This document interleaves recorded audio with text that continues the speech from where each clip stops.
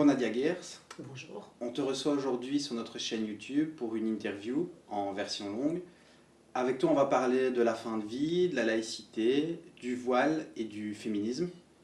Ça te va comme programme? Très bien. Avant tout, peux-tu nous dire, peux-tu nous donner quelques mots sur toi, sur ton parcours, tes centres d'intérêt? Oui, alors, de formation, je suis licenciée agrégée en philosophie de l'ULB. J'ai commencé par être professeure de morale dans l'enseignement primaire un tout petit peu, et puis très vite je suis passée dans l'enseignement secondaire de la ville de Bruxelles, où j'ai travaillé pendant 19 ans donc comme professeure de morale, avant d'être engagée à la Haute École de Bruxelles dans la catégorie pédagogique, où je donne des cours de philosophie, histoire des religions et de neutralité essentiellement.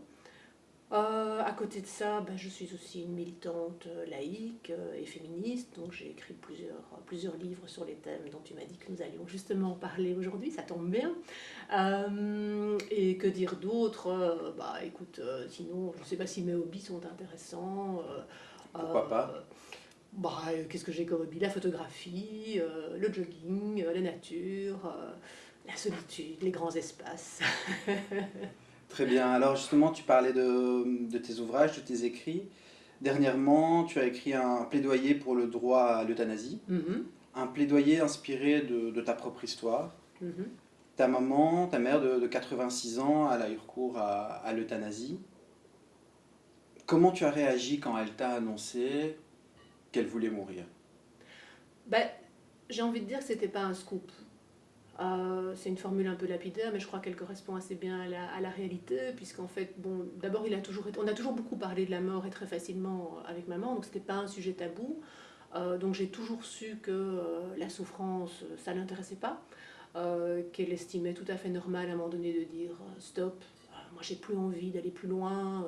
J'ai eu tout ce que la vie pouvait m'apporter. Donc c'était là en filigrane, mais c'était pas actuel, évidemment, pendant très longtemps. Puis il y a eu un basculement, je dirais, il y a 4 ans environ, quand elle a été placée en maison de repos. Et où là, je dirais que elle a vraiment perdu le goût de vivre. Je pense qu'elle elle espérait en maison de repos retrouver des copines sans faire de nouvelles, etc. Et puis évidemment, les maisons de repos et de soins, souvent ce sont des maisons où beaucoup de gens n'ont plus toute leur tête, et donc les contacts sociaux sont assez limités. Elle avait perdu l'usage de ses jambes aussi, donc elle était en chaise roulante. Et, euh, et tout ça a fait que très très vite elle s'est dit bon qu'est-ce que je fais là et combien de temps est-ce que ça va durer, parce que bon, elle n'avait pas pendant très longtemps, enfin elle a passé 4 ans en maison de repos et pendant 3 ans elle n'avait pas de maladie, donc on voyait pas très bien ce qui allait pouvoir la tirer d'affaire, si je puis dire. Je le dis de manière un peu cynique, mais c'est ma façon à moi, et je crois que ça a été la sienne de voir les choses, c'est de se dire que finalement, quand elle a appris qu'elle avait un cancer et un vilain cancer, je pense qu'elle l'a plutôt vécu comme une occasion d'enfin pouvoir bénéficier de l'euthanasie, parce que la vie ne lui apportait plus grand-chose. Justement, dans ton livre, tu décris cette décision, ce choix de ta maman, où on voit qu'elle a organisé sa mort de façon définitive très méthodique, avec un certain, on va dire, un certain détachement, presque Mm. comme un voyage. Tu écris d'ailleurs dans ton livre, quand on veut mourir, on trouve les sentiments des autres encombrants. Oui, oui, oui, vraiment, moi, c'est ce qui m'a frappé dans la manière dont maman a géré les choses. Euh, pour elle, c'était pas une question. Enfin, je veux dire, elle allait mourir, c'était très bien, c'était une décision qu'elle avait prise. Et j'avais l'impression que nous, c'est tout proche quand on exprimait des émotions, parce que quand même, voilà, il faut quand même se préparer aux adieux. On sait qu'après, il n'y aura plus rien. Enfin, en tout cas, c'est ce qu'on croit, c'est ce qu'on pense.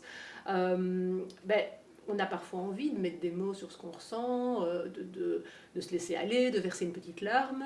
Et on sentait que tout ça était très encombrant pour elle. Elle ne voyait pas pourquoi on faisait tout un foin de quelque chose qui, à ses yeux, était complètement naturel et une très bonne chose en fait. Elle avait assez vécu, elle allait mourir enfin, elle était, tu utilisais le mot détachement, c'est vraiment ça, elle était très détachée. C'est comme si elle était déjà partie en fait et qu'il s'agissait uniquement de formaliser le départ, mais voilà.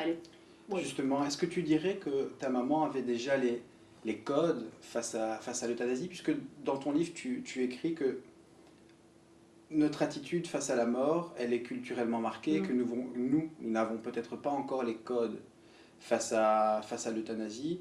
Qu'est-ce que tu entends par là, quand tu parles de code face à l'euthanasie? Ce que je veux dire, c'est que je pense que la mort, en fait, si je puis dire, n'a rien de naturel. Ce que je veux dire par là, c'est qu'elle est nécessairement culturellement codifiée. C'est-à-dire que toutes les sociétés, toutes les civilisations organisent le deuil, en fait. Et donc, dans notre société, ben, il est de tradition j'ai envie de dire, de pleurer. Voilà, on apprend la mort de quelqu'un, on pleure, on est triste, on apprend qu'il va mourir, on se dit oh là là, quelle triste nouvelle, c'est horrible, mon Dieu, enfin, et quel âge a-t-il, et souffre-t-il beaucoup, etc. Et est-ce qu'on ne peut vraiment plus rien faire pour le sauver? En fait, tout ça est codifié, et puis il y a évidemment les funérailles, où tout le monde est très triste, évidemment, comme il se doit. Et puis après, on va manger un sandwich et boire un café. Le mélange sandwich-café, c'est quand même typique des enterrements. Ça, moi, j'ai jamais vu ça ailleurs, mais sandwich au fromage avec café, c'est vraiment très, très traditionnel chez nous. Et la vie reprend ses droits à ce moment-là. Et j'ai l'impression que c'est comme un scénario, en fait. Donc, on arrive avec une tête d'enterrement et on repart rigolard après avoir bu du café, manger des sandwichs. Et en fait, ce que moi j'ai vécu avec maman, c'est un brouillage de ces codes, en fait. Parce que pourquoi être triste de quelque chose qui est finalement une bonne nouvelle pour elle? Elle demande la mort, elle l'obtient, elle va la voir, elle s'en réjouit, elle l'attend impatiemment. Et donc moi je vivais ça avec elle de façon très empathique, donc j'étais contente pour elle aussi. Et en même temps, du coup, je me disais, mais il y a quelque chose qui ne va pas, je devrais être profondément triste, je devrais être bouleversée. Même aux funérailles, je voyais des gens, enfin aux funérailles, il n'y a pas eu de funérailles, il y a eu quelque chose du genre funérailles, parce que maman avait légué son corps à la science, donc on a fait une cérémonie d'adieu, mais son corps n'était pas présent, mais ça n'a pas changé grand-chose, je dirais, pour les gens qui étaient là. Et lors de cette cérémonie aussi, je veux dire, je voyais des gens arriver avec une tête d'enterrement, j'avais envie de dire à certains, mais allez, c'est pas grave, quoi, c'est une bonne nouvelle, elle est morte. Et quand je m'entends dire ça, je me dis, mais c'est horrible, comment est-ce que je peux parler comme ça de ce qui est quand même la mort de ma propre mère? Et donc c'est ça qui est très interpellant et très perturbant, c'est que on sort du schéma classique de la mort et du deuil, et que donc on ne sait pas comment faire, et on se sent finalement très seul avec des sentiments qu'on n'est pas censé éprouver. Est-ce que tu penses que ce genre d'interrogation, de questionnement, est proche des interrogations, du questionnement, des questionnements que peuvent avoir certains médecins? Je m'explique. Ce sont des médecins qui doivent pratiquer l'acte d'euthanasie. Pourtant, certains d'entre eux sont réticents à le pratiquer. Tu en parles un moment dans ton livre de certains retours de la part de médecins ou de propos qui ont été tenus. Qu'est-ce que tu penses de cette attitude du corps médical, de certains médecins, de ce personnel médical qui peut être réticent face à l'acte de l'euthanasie? Est-ce qu'eux-mêmes n'ont pas les codes? Est-ce qu'eux-mêmes sont culturellement marqués? Qu'est-ce que tu en penses? Qu'est-ce que tu as ressenti? C'est très compliqué. J'ai vraiment du mal à répondre à cette question sans tomber dans la caricature. Ce que je veux dire par là, c'est que d'une part, évidemment, je comprends, cet acte n'a rien d'anodin, je comprends bien que pour un médecin, il s'agit quand même, quelles que soient les petites fleurs et les mots qu'on utilise, de tuer quelqu'un. On donne la mort, donc on tue quelqu'un.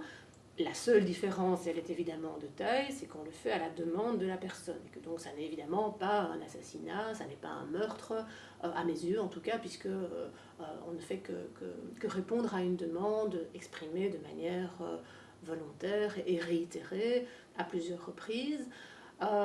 Donc d'un côté, je comprends, voilà, on donne la mort, ça n'est pas anodin. D'un autre côté, pour moi, c'est un acte qui fait encore partie de ce que je définirais comme le rôle de la médecine. C'est-à-dire que pour moi, la médecine, elle n'est pas là, je dirais, pour guérir, elle est là pour soulager. Et les médecins doivent être là aussi pour lutter pour préserver la vie. Est-ce Tant que que c'est justement... possible et tant que c'est D'accord. souhaité. Mais pour moi, l'objectif ultime, ce serait plutôt de soulager la souffrance, de soulager le patient par tous les moyens possibles. Et les moyens possibles, bah, ça va des antalgiques à l'amputation, à un antidépresseur, que sais-je, en passant, pourquoi pas aussi, par le fait de donner la mort quand c'est le seul moyen de soulager. Je crois qu'il faut à un moment donné avoir cette humilité, et je crois que c'est vraiment là le cœur du problème, c'est la question de l'humilité. Je pense que certains médecins, je pense, sont encore dans une espèce de fantasme de toute puissance. Et donc ils considèrent que leur rôle c'est guérir. Leur rôle enfin oui, c'est guérir. Et une fois qu'ils ne peuvent plus guérir, ils sont désemparés, mais pas suffisamment pour remettre en cause ce qu'ils pensent être leur mission principale, c'est-à-dire guérir, et revoir les choses d'une manière peut-être plus humble, en se disant, ben, maintenant que je ne peux plus guérir, la question devient comment puis-je encore soulager. En plus de ça, est-ce qu'il n'y a pas donc, ce sentiment de toute puissance propre au médecin ou au corps médical? Est-ce qu'il n'y a pas la question des croyances religieuses? Ta maman et toi, vous avez été confrontés à ça? Est-ce que tu peux en dire quelques mots? Alors, on n'a pas été confronté à ça directement de la part du personnel, enfin des médecins. On est tombé, enfin je dirais c'est pas un hasard non plus, hein, je pense que les médecins qui acceptent de pratiquer des euthanasies sont en général des gens qui en tout cas ne sont pas dans le dogme religieux. Je pense que ça aide quand même à avoir un rapport à la mort qui soit plus apaisé, voilà. Par contre, on y a été confronté de la part du personnel soignant de la maison de repos. Et ça, c'est quand même quelque chose qui m'a aussi fort interpellée. C'est finalement de me rendre compte que le personnel soignant n'est pas formé. Donc en fait, on a affaire à des gens qui en voient mourir d'autres, parfois de manière délibérée, je dirais, dans le cadre d'une euthanasie. Et en fait, ils n'ont jamais eu de formation, déjà parce que la plupart d'entre eux sont formés à l'étranger. Et donc, par exemple, je me souviens d'une aide-soignante qui, quand maman lui a annoncé qu'elle allait mourir la semaine prochaine, lui a répondu, mais tu n'as pas le droit de faire ça, c'est Dieu qui donne la vie, il n'y a que Dieu qui peut la reprendre. Voilà. C'est très embarrassant. C'est très embarrassant, et quand maman m'a raconté ça, heureusement, maman était déjà tellement, j'ai envie de dire, loin dans sa démarche qu'elle en a ri, qu'elle trouvait ça plutôt marrant, quoi. Mais moi, ça m'a vraiment très fort choquée. Je me suis dit, mais de quoi elle se mêle? De quel droit est-ce qu'elle vient encombrer maman avec ses propres convictions religieuses? Et je me dis que pour des gens qui auraient peut-être été moins à l'aise que maman, déjà avec la question de l'euthanasie, ça aurait peut-être été quelque chose qui aurait pu les faire hésiter, les faire chavirer dans leur tête, se dire c'est vrai au fond, est-ce que j'ai le droit, est-ce que cette dame n'a pas raison de me rappeler que ma vie ne m'appartient pas? Et je trouve que c'est pas le rôle d'un aide-soignant, et en fait c'est le rôle de personne, je dirais. C'est vraiment des questions pour moi tellement fondamentales qu'on ne peut les régler qu'en son âme et conscience, en son fort intérieur. En filigrane, dans ton livre, on trouve une description impitoyable de la vie en maison de repos. Tu écris à ce sujet: le jour de sa mort, maman avait l'air bien moins mourante que plusieurs résidents qui portaient la mort sur leur visage. Finalement, tu poses une question assez essentielle. Qu'est-ce que c'est que vivre? Est-ce que c'est être dans un état végétatif, ou est-ce que dans une situation où tu es complètement dépendant ou dépendante d'un système médical? Qu'est-ce que tu en penses? Mais je ne peux évidemment pas répondre pour tout le monde, je peux répondre pour moi. Je peux peut-être répondre en faisant le détour par l'affaire Vincent Lambert. Hein, Justement, il vient. on se dit, bon, ben voilà, enfin, je comprends pas moi, mais ça c'est moi, enfin, je me rends bien compte que c'est très subjectif, c'est ma perception de la vie, je comprends pas qu'on appelle ça vie. Est-ce que tu peux rappeler rapidement le cas de Bah Vincent, donc Vincent Lambert, donc il est enfin délivré, hein, depuis pas très longtemps. Il a été victime d'un accident de la route il y a une dizaine d'années, accident de la route qui l'a en laissé 2008, ouais. Dans un état végétatif, donc état de conscience minimal, donc sous je dirais, nourriture artificielle, etc. Enfin alimentation, pardon, artificielle, pendant donc 11 ans. Et pendant 11 ans, donc, la famille s'est déchirée entre deux camps, j'ai envie de dire. Hein. Le camp donc, constitué essentiellement de son épouse et je pense de l'un ou l'autre de ses frères ou neveux. De sa mère également. Non, la mère est de l'autre côté. Hein. Oui, c'est ça. Ah oui, d'accord, oui. Donc d'un côté, l'épouse, le neveu et quelques autres qui voulaient en fait accomplir ce qu'ils estimaient être la volonté de Vincent Lambert, même s'il ne l'avait jamais consigné par écrit malheureusement. Et de l'autre côté, un camp intégriste catholique, parce qu'il faut quand même nommer ça aussi, qui s'est acharné à dire non, non, en gros, tant qu'il y a de la vie, il y a de l'espoir, enfin, il est en vie, et nous ne pouvons donc pas l'assassiner. Et c'est vrai que moi, je vois là une sorte de sacralisation de la vie que je ne comprends pas. Et si je ne la comprends pas, c'est justement, je pense, parce que j'aime trop la vie, pour pouvoir me résoudre à appeler ça de la vie. Qu'est-ce que tu penses de la tribune de Michel Houellebecq qui a été publiée le 11 juillet? Je ne sais pas si tu as pu la lire. Alors, j'étais en vacances, donc je l'ai vue passer. Mais on a un petit extrait pour toi ici, si tu veux. Donc, il a écrit « Vincent Lambert n'était nullement en proie à des souffrances insoutenables. Il n'était en proie à aucune souffrance du tout. Il n'était même pas en fin de vie. Il vivait dans un état mental particulier dont le plus honnête serait de dire qu'on ne connaît à peu près rien. » Alors c'est sans doute pas faux. Et en même temps, je trouve que ça ne change rien, en fait. Pour moi, la question, elle ne se pose pas en ces termes-là. Elle ne se pose pas dans les termes de savoir est-ce qu'il souffrait.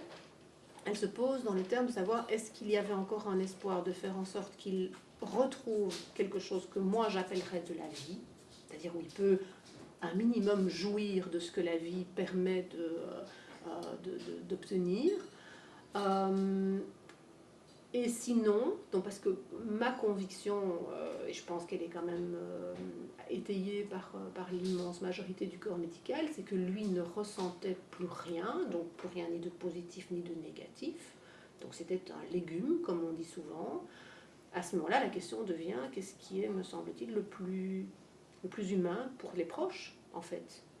Parce que moi, c'est à eux que je pensais aussi. Hein. On a là un corps gisant qui ne vit plus au sens où je l'entends, même si oui, les fonctions vitales fonctionnent, oui, ok. Et on a des proches qui doivent vivre avec ça. Je dirais avec le fait qu'il y a un mari, il y a un papa qui est couché depuis 11 ans, qui ne parle plus, qui ne ressent plus, qui ne communique plus, qui ne fera plus jamais ça, et dont on attend quoi en fait? Quoi si personne ne prend la décision? C'est ça qui est terrible aussi, c'est qu'effectivement, comme le disait Houellebecq, il n'était pas en fin de vie, c'est-à-dire qu'il aurait pu vivre encore comme ça longtemps. Mais c'est terrible. Humainement, moi je trouve ça épouvantable. Comment est-ce qu'on peut vivre un deuil de 11 ans? Pour moi, c'est à partir du moment où Vincent Lambert est mort vraiment que maintenant, sa femme, sa fille, je pense, et les autres vont pouvoir vraiment entamer ce processus de deuil. Mais avant ça, il y a déjà 11 ans qui se sont écoulés de pré-deuil. Moi, j'ai vécu ça un mois avec maman. Je trouve ça déjà terrible. Un mois à se dire, elle va mourir. 11 ans. Quel supplice. Pour revenir au cas de la Belgique, plus précisément ici en Belgique, c'est un des seuls pays du monde, avec la Hollande et le Luxembourg, si je ne me trompe pas, à avoir légalisé l'euthanasie active. Est-ce que tu peux expliquer aux internautes et aux auditeurs la différence qu'il y a entre l'euthanasie active et l'aide au suicide, par exemple, tel que c'est pratiqué en Suisse? Oui, alors l'aide au suicide, c'est un dispositif curieux, en fait, qui se base en fait sur un vide juridique. C'est-à-dire qu'en Suisse, la loi suisse stipule que toute personne qui aura aidé quelqu'un à mourir avec un mobile égoïste sera punie, blablabla, etc. Et donc, en fait, la loi ne dit rien sur ce qui arriverait à une personne qui aiderait une autre personne à mourir avec un motif altruiste. Et donc, c'est sur base de ce vide juridique que s'est développée, j'ai envie de dire, une tradition de ce qu'on appelle l'aide au suicide, avec donc même des associations qui proposent leurs services aux personnes qui le souhaitent, pour donc leur fournir la médication nécessaire pour qu'ils puissent se donner eux-mêmes la mort.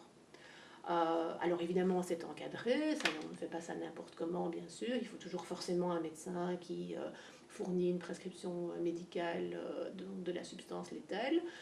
La différence essentielle avec ce qui se passe chez nous, c'est qu'en fait le patient en Suisse doit nécessairement ingurgiter lui-même la potion ou se faire lui-même l'injection.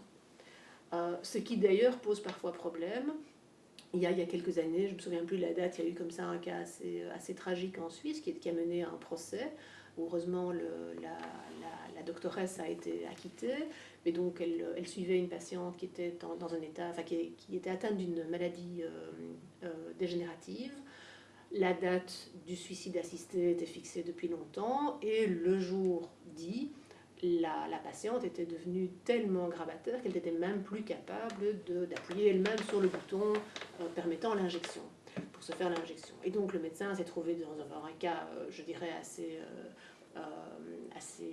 tragique, de se dire, ben voilà, est-ce que je dis à ma patiente, désolée, mais vous n'êtes plus capable vous-même, il va falloir renoncer, ce qui est évidemment humainement scandaleux, ou est-ce que j'enfreins la loi en appuyant moi-même sur le piston, ce que le médecin a fait, et elle a évidemment du coup été traduite devant les tribunaux qui ont considéré, et ça c'est quand même je trouve une belle avancée, qu'il aurait été inhumain de la part de ce médecin de ne pas aider sa patiente à mourir à partir du moment où elle n'était plus capable de se donner elle-même la mort. Revenons au cas de la Belgique. Donc la loi pourrait encore être modifiée. Est-ce que tu penses qu'elle va suffisamment loin? Comment pourrait-elle aller plus loin? Et si on prend un cas particulier, je pense aux personnes atteintes de la maladie d'Alzheimer, qu'est-ce qu'on fait pour ces personnes souffrantes? Alors effectivement, là il y a vraiment pour moi quelque chose d'assez... quelque chose que la loi ne prévoit pas, et je trouve ça extrêmement dommage. Et peut-être que pour poser les choses, peut-être c'est intéressant que je raconte le cas d'Hugo Claus, par exemple, qui était un écrivain belge très connu, qui était atteint de la maladie d'Alzheimer et qui en fait a demandé à pouvoir bénéficier d'une euthanasie, j'ai envie de dire prématurément, c'est-à-dire à un moment de sa maladie où il pouvait encore être considéré comme suffisamment conscient que pour que sa demande soit entendue et exaucée. Donc en d'autres termes, il aurait peut-être voulu pouvoir dire, et je pense qu'il l'a même écrit, le jour où quand j'aurai terminé un livre, je ne saurai plus comment commencer ce livre, je ne veux plus vivre. Ou le jour où je ne reconnaîtrai plus mes enfants, je ne veux plus vivre. Mais la loi ne prévoit pas ça. Et la loi prévoit même que si on n'est plus suffisamment conscient, enfin si on n'est plus doté des facultés intellectuelles suffisantes, on n'est plus jugé apte à s'exprimer sur la question de sa propre mort. Donc quelqu'un qui est atteint d'une maladie d'Alzheimer, je veux dire à un stade avancé, aurait beau répéter 20 fois par jour qu'il veut mourir, il ne sera plus entendu, parce qu'on estime qu'il est gâteux, quoi. Et donc c'est terrible, parce que ça veut dire que des gens doivent choisir à un moment donné entre mourir plus tôt que ce qu'ils auraient souhaité, ou se dire, allez à Jacta Est, et j'espère qu'il y aura un cancer foudroyant qui va me tomber dessus au moment où je serai gâteux. Jusqu'où on peut aller comme ça? Est-ce qu'il y a des garde-fous, selon toi, qui doivent être placés, par exemple des dépressions très graves qui toucheraient des personnes plus âgées, mais peut-être également des adolescents, des personnes plus jeunes? Quelle est la limite et est-ce qu'il y a une limite? C'est très très très compliqué, je trouve. Parce qu'évidemment, il y a eu un cas d'une jeune femme d'une vingtaine d'années, j'ai oublié les détails, mais qui était atteinte de dépression chronique, de dépression grave, elle a fait plusieurs tentatives de suicide, etc. Et donc, d'un côté, il y a une part de moi qui se dit quand même 20 ans, enfin c'est très très jeune. Et bon, il y a peut-être de l'espoir qu'un jour on trouve des moyens de la soulager plus performants que ce qu'on a aujourd'hui à notre disposition. D'un autre côté, et là c'est l'athée cynique qui parle, dit ben en fait si elle meurt, elle ne saura jamais qu'elle a peut-être perdu 50 ans de vie, qui aurait pu être une belle vie si on avait trouvé le médicament qu'on a trouvé 3 ans après sa mort. Enfin, donc en fait c'est pour les vivants que c'est embêtant. Enfin, les morts, ils sont morts. donc moi je pense qu'à un moment donné, enfin oui, j'ai envie de dire.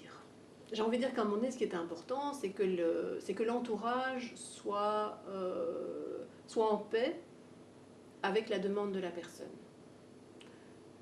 Même si au premier abord, on peut se dire, est-ce que c'est bien raisonnable, est-ce que c'est une bonne idée? Je me dis, bon, ok, une fille de 20 ans qui dit, moi j'en ai marre, j'ai déjà fait 4 tentatives de suicide, je sens bien que je ne vais jamais bien et la vie dans ces conditions est plus un poids et un fardeau qu'autre chose. Pourquoi pas, si son entourage comprend et se dit, ben oui, en effet, on voit bien tous que ta vie est vraiment, vraiment pas chouette et que tu n'en veux pas de cette vie, pourquoi pas? Mais d'un autre côté, évidemment, il y a toujours les risques d'abus, je dirais, et on a toujours ça, moi j'avais ça je veux dire, quand j'étais étudiante en philo, quand j'ai commencé à donner cours de morale, la question de l'euthanasie était toujours associée à la question du risque d'abus, notamment financier, captation d'héritage, la grand-mère qui a un beau magot, un beau pactole et qu'on va aider à partir un peu plus vite parce que voilà, évidemment qu'il faut des garde-fous.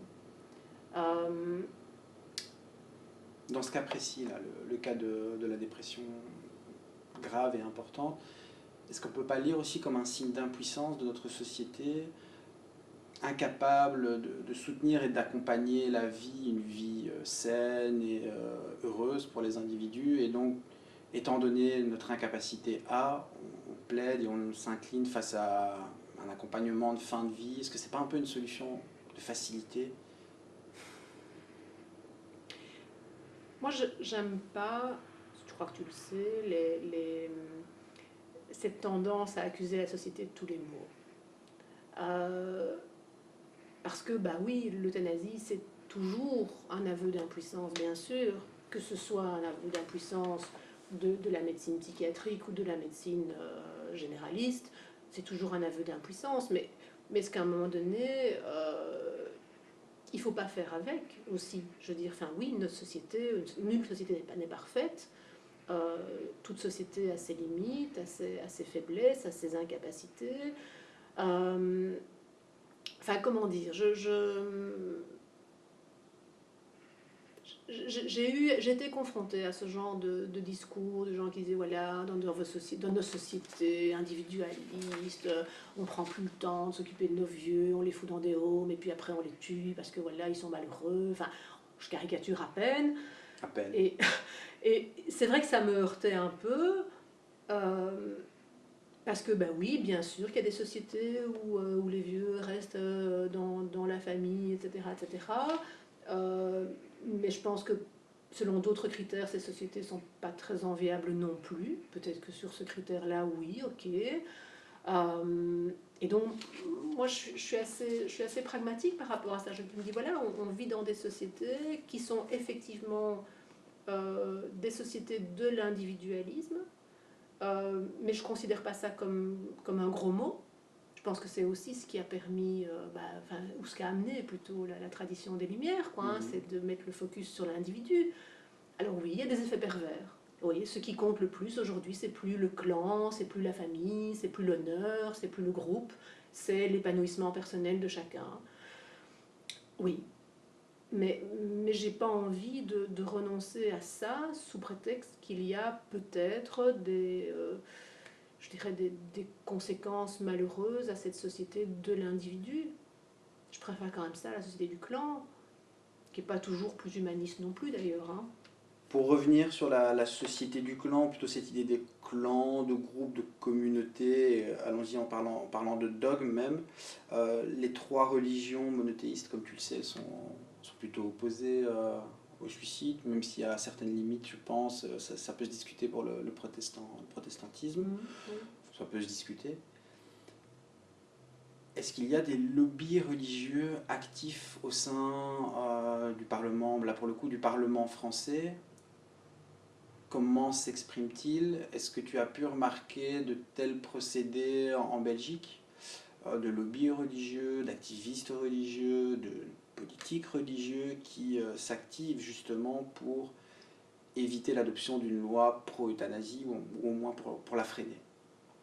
Alors, les lobbies religieux, j'ai quand même envie de parler un peu de l'Europe, parce que là, ils sont très actifs au Parlement européen. Lesquels? Tu as des noms, tu as des Alors, j'ai groupes? pas de nom, mais ça se trouve très facilement sur Internet, parce ils sont accrédités, hein, je veux dire, donc ça, il faut quand même savoir. Moi, quand j'ai appris ça, ça m'a profondément choquée. C'est qu'en fait, il y a une obligation de la part du Parlement européen d'instaurer un dialogue régulier, transparent avec les cultes. Donc, les cultes sont reconnus comme des lobbies, donc tout à fait, de façon tout à fait transparente, et il y a l'obligation donc de les consulter dès qu'on discute d'une question, et ça peut être la pêche à la baleine, ça peut être la question des migrations, et ça peut être la question de l'euthanasie ou d'autres questions éthiques. Donc c'est vraiment, pour moi c'est un fléau et une aberration par rapport à l'idée que je me fais des relations qui devraient être celles entre les églises et l'État. Hein, donc ma définition de la laïcité, quand même, s'accommode mal de l'idée qu'il y ait des lobbies religieux qui soient non seulement existants, parce que ça, on peut pas empêcher des gens de se rassembler, d'essayer de faire pression, évidemment, mais qu'en plus, ils soient reconnus comme ayant une place tout à fait légitime et qu'on soit obligé de leur demander leur avis sur toute question, je trouve ça une véritable aberration. Alors ça c'est pour le Parlement européen. Au niveau de la France, là j'ai eu l'occasion d'interviewer Jean-Luc Romero, donc, qui est le président de l'ADMD France, donc l'association pour le droit de mourir dans la dignité, qui travaille évidemment sur ces questions-là de façon beaucoup plus active et qui connaît très bien le domaine, le secteur français. Et qui disait qu'en fait le problème c'est que effectivement il y a dans les assemblées politiques françaises alors je ne sais plus comment il les appelle, il utilisait un terme qui était assez parlant, mais malheureusement je ne reviens pas dessus, mais en gros donc des médecins, des vieux médecins qui semblent considérer qu'ils détiennent la vérité avec un grand V, et qui évidemment sont en plus forts de leur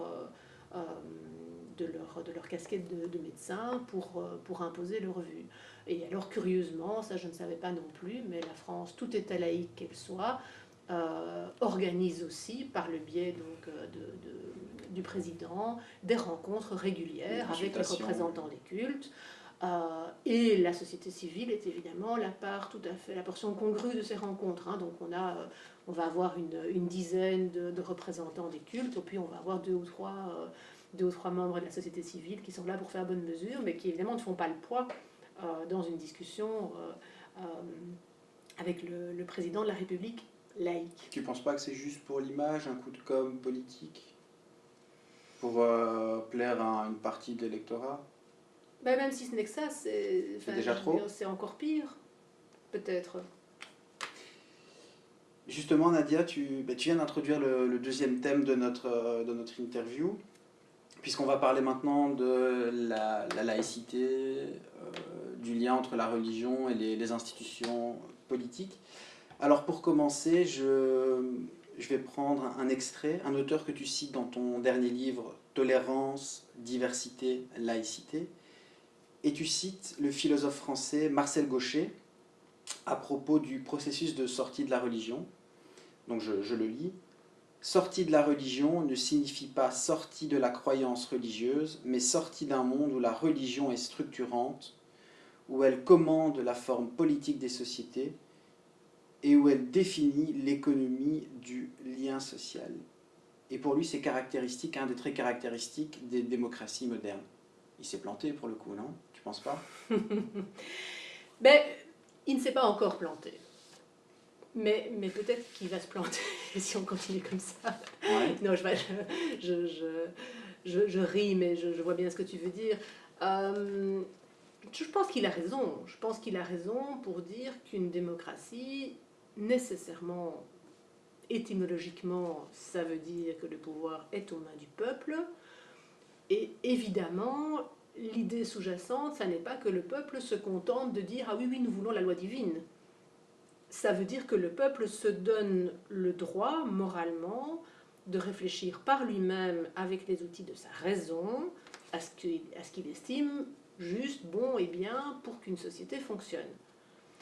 Donc la démocratie, pour moi, implique nécessairement, est opposée à la théocratie. Et ça implique, donc pour revenir à la citation de Marcel Gauchet, ça implique, je pense, deux choses qu'il pointe très bien dans cette citation, qui sont d'une part la laïcité et d'autre part la sécularisation. C'est-à-dire qu'il y a vraiment l'idée que les institutions politiques doivent être préservées de l'immixtion du religieux, qu'il faut vraiment une séparation entre le politique et le religieux. Et d'autre part, il faut aussi, et c'est peut-être là-dessus que c'est le plus difficile d'agir, une évolution des mentalités, c'est-à-dire qu'il faut que les gens, dans leur fort intérieur, cessent de se demander tous les matins ce que Dieu attend d'eux. C'est ça une société sécularisée, c'est une société où on s'autorise, même si on est croyant, un rapport plus souple à la religion. Comme on le fait d'ailleurs, je pense, comme beaucoup de catholiques le font en Belgique, par exemple. Je veux dire, c'est pas parce qu'on est catholique que nécessairement on s'abstient d'utiliser un moyen de contraception, parce que le pape continue quand même toujours à condamner la contraception. Donc on peut être catholique en Belgique et se dire, ok, le pape l'a dit, on sait bien, on l'a entendu, mais enfin bon, il faut quand même bien reconnaître que d'abord, on n'est pas sûr qu'il sache très très bien de quoi il parle, et puis même en admettant que du point de vue du dogme, il ait raison, on fait comment en 2019 pour ne pas se retrouver avec 18 enfants après 25 ans de mariage? L'abstinence. C'est évidemment une solution, mais je ne suis pas sûre qu'elle soit très à la mode. Et heureusement. Pour continuer sur ce thème de, je ne veux pas dire de la religion, mais plutôt de la laïcité, on va reprendre un article de ton blog, un article qui a été publié en février, sur lequel tu reviens sur une affiche. L'affiche de la 23e édition du Parlement de la jeunesse de Wallonie-Bruxelles. Donc c'est 5 jours où des jeunes peuvent jouer le rôle d'un ou d'une députée ou d'un ou d'une journaliste pour débattre de sujets d'actualité. Et tu reviens sur cette 23e édition, surtout à propos de l'affiche. Cette affiche qui montrait en avant-plan une jeune fille, qui était une jeune fille voilée. Est-ce que ça te pose problème? Ben oui. Et pourquoi? Alors ça me pose problème parce que ça participe à un phénomène que j'observe depuis 10 ans au moins, qui est ce que j'appellerais une volonté délibérée de banaliser le voile. C'est-à-dire de faire comme si, au fond, si on veut représenter la jeunesse bruxelloise aujourd'hui, on prend une fille voilée. Et voilà, c'est tout à fait normal, ça ne veut rien dire, on serait bien malveillant et peut-être bien raciste d'y voir le moindre problème. Et moi, j'y vois un problème à plein de niveaux, enfin, vraiment à beaucoup de niveaux. D'abord parce que je pense qu'il n'est pas souhaitable d'envoyer le message aux jeunes que s'ils veulent faire de la politique, ils peuvent le faire avec des signes religieux. Je crois que c'est contraire de nouveau à l'idée de la séparation du politique et du religieux. Pour moi, si on fait de la politique, on doit pouvoir réfléchir au bien commun en sortant d'un quelconque carcan dogmatique. Alors, évidemment, je sais que c'est compliqué. Enfin, je sais que c'est compliqué parce que, évidemment, qu'on fait de la politique avec ses convictions. Évidemment, on n'arrive pas comme parlementaire en étant tout d'un coup plus ni catholique, ni athée, ni juif, ni bouddhiste, ni musulman, bien sûr. Mais en même temps, je pense qu'il est sain qu'on fasse cet effort, autant que possible, de se dire, ok, si je suis élu, je devrais réfléchir à la chose publique et donc à l'intérêt général et donc, d'une certaine manière, admettre que mes convictions religieuses ne regardent que moi, ne font pas partie justement d'un projet politique. Tu ne penses pas qu'elles peuvent porter le voile tout en ayant un rapport plus souple à la religion, comme tu le disais il y a quelques instants? Ben, c'est pas ce qu'on voit à l'œuvre aujourd'hui. Je veux dire, enfin aujourd'hui, le voile islamique n'est pas un bout de tissu anodin, c'est pas un vêtement, contrairement à ce qu'on essaie de nous croire, c'est pas un truc dont on se dit un matin, tiens, ouais, je vais mettre un voile, et puis demain, oh, ben non, je vais plutôt mettre mon petit foulard, je vais le mettre autour du cou, et puis après-demain, j'en mettrai pas du tout, etc.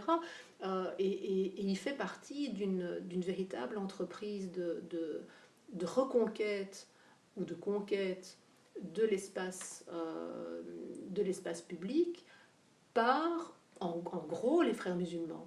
Donc tu n'es pas d'accord avec Rokhaya Diallo, cette journaliste française qui disait que, et qui dit toujours d'ailleurs, que le voile c'est un marqueur de la féminité, comme peuvent l'être d'autres vêtements, la jupe, la mini-jupe, les talons ou autres. Mais non, cette comparaison est absurde et scandaleuse parce que, comme je reviens à ce que je disais tout à l'heure, euh, quand une musulmane décide de porter le voile, elle le porte tout le temps.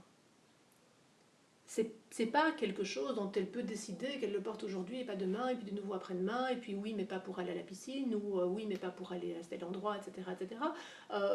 Il y a vraiment une décision de se voiler qui implique que dorénavant, on sera voilé.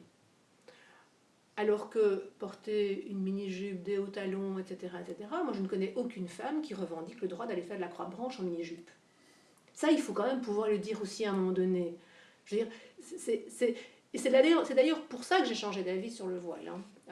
Parce qu'au départ, moi... Oui, ta position a évolué. Ah oui, oui. Donc moi, mon premier texte, je crois que c'était en 2006 ou même avant, je ne sais plus très bien.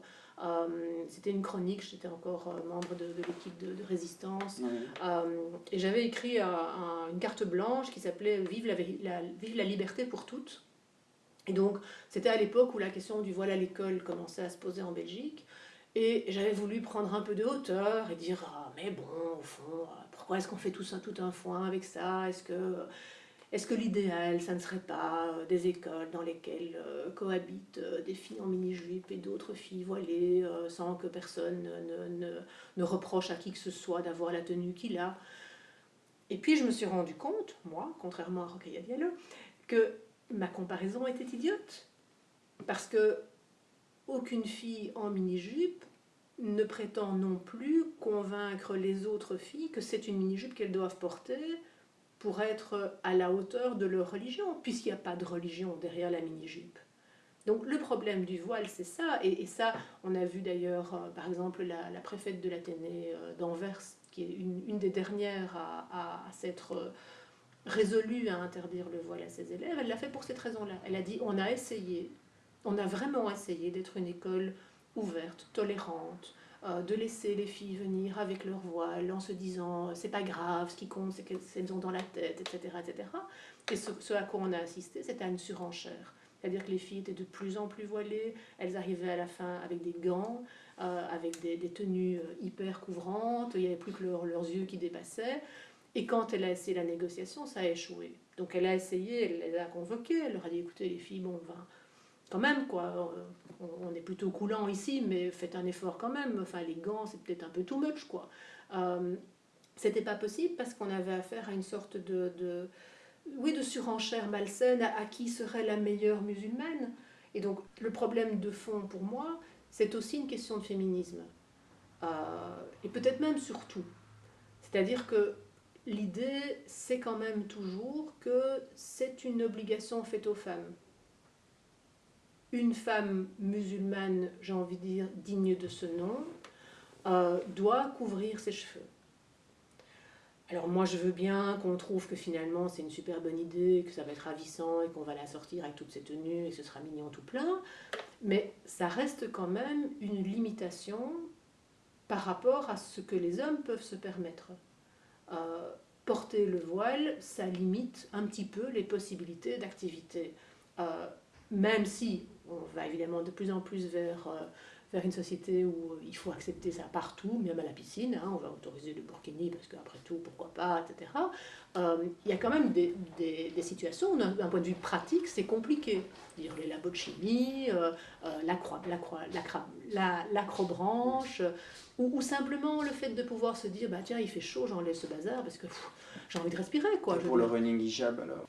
Mais le running hijab ne pose pas de problème, sauf son nom. Il est porté dans la rue, il n'est Oui, pas oui. politique. Non. Ben si. Attends, c'est pas parce qu'il est porté dans la rue qu'il n'est Bon, pas je te politique. provoque un peu là. Halte là. Non, mais ce que je veux dire, c'est que, évidemment, qu'on ne va pas interdire à des filles de porter un hijab de running. Bon, ça n'a aucun sens, je vois pas très bien au nom de quoi on pourrait le leur interdire. Par contre, ce qui, moi, m'a vraiment posé problème, c'est qu'on commercialise un produit qui s'appelle comme ça. Pourquoi? Parce qu'il s'agit vraiment de proposer un produit estampillé islamique. Alors qu'en fait, de tels produits existent. Bon, j'ai parlé tout à l'heure de mes hobbies, je cours aussi. J'ai des cagoules, des machins, des trucs, des foulards, il y en a aussi pour les cyclistes, qu'on peut parfaitement mettre autour de son cou, remonter jusque là pour avoir l'ovale du visage découvert et rien de plus. Ça fonctionne très très bien, c'est conçu pour les sportifs et sportives, et ça ne s'appelle pas hijab. Donc pourquoi est-ce qu'à un moment donné, une société comme Decathlon se dit, tiens, on va vendre un truc qu'on appellera hijab de running? Parce qu'il y a quelqu'un pour l'acheter, parce qu'il y a un billet à se prendre. Évidemment, oui. Donc c'est la liberté d'entreprendre, la liberté de commercialiser. Oui, bien sûr, oui. Mais c'est ma liberté d'expression à moi de me dire que ça me pose problème et de dire à d'autres, vous ne trouvez pas vous aussi que ça pose problème, et après que le meilleur gagne, hein, je veux dire, bon, bien sûr, on est dans une société démocratique, donc moi je ne veux pas interdire, je ne suis pas une forcenée de l'interdiction, mais par contre, je suis une opposante farouche à la banalisation.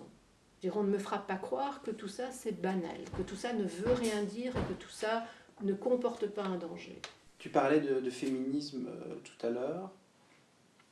Il y a une élue politique, même une coprésidente, même si elle ne l'est plus, je pense maintenant à Zakia Katabi, coprésidente du Parti écolo, qui a fait une sortie là, ces derniers jours sur le lien entre voile, féminisme et enseignement supérieur, où elle a dit que cette interdiction m'a toujours été insupportable par son caractère discriminant, tant je sais, comme féministe, combien l'accès à la formation puis à l'emploi est une voie à l'émancipation des femmes.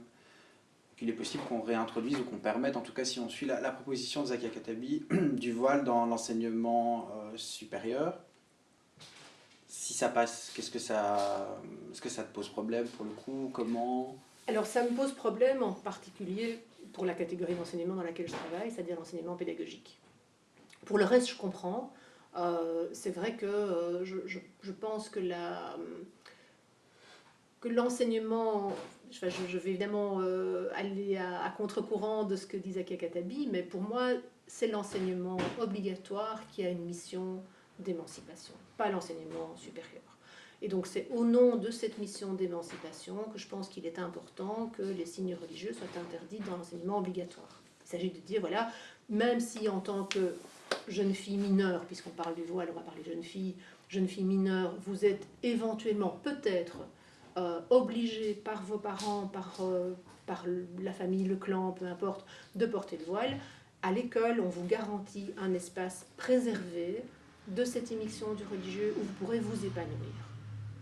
Et où vous pourrez avoir accès à la connaissance, j'ai envie de dire, sans œillères, tout est permis, tous les débats sont permis, tous les thèmes peuvent être abordés, etc. Et ça implique symboliquement le fait de dire, voilà, quand je rentre à l'école, je laisse mes convictions religieuses au vestiaire. Moi, je crois beaucoup à la force du symbole, de l'acte qui consiste à dire, ok, je laisse ça à l'extérieur. Ça ne vaut que pour l'enseignement obligatoire. Pour l'enseignement supérieur, on ne va pas justement, non, on ne va pas aller émanciper des filles de 20 ans. Pour moi, c'est plus le rôle de l'enseignement supérieur que d'émanciper. Une fille qui veut devenir pharmacienne, qu'elle devienne pharmacienne avec son voile, si elle veut, moi, ça ne me pose aucun problème. Et on revient à ce que tu disais précédemment. Après, si quelqu'un n'a pas envie d'aller acheter ses préservatifs dans une pharmacie à une pharmacienne voilée, c'est encore son droit d'aller dans une autre pharmacie. Voilà. Mais effectivement, je pense qu'on n'a pas le droit d'interdire à des étudiantes adultes d'afficher leur religion. Sauf, je trouve, lorsque ces étudiantes adultes sont des futures enseignantes qui seront astreintes au décret neutralité quand elles seront enseignantes et pour lesquelles il me semble important de les mettre en condition dès l'entrée dans leurs études. Je rappelle quand même aussi que dans les écoles pédagogiques, il y a des stages dès la première année. Donc ça veut dire que dès la première année, les étudiants vont sur le terrain. Donc on va se trouver très vite, je pense, confronté à des problèmes auxquels personne n'a pensé. Enfin, j'ai envie de dire, j'espère que personne n'y a pensé, parce que s'ils y ont pensé, c'est encore pire.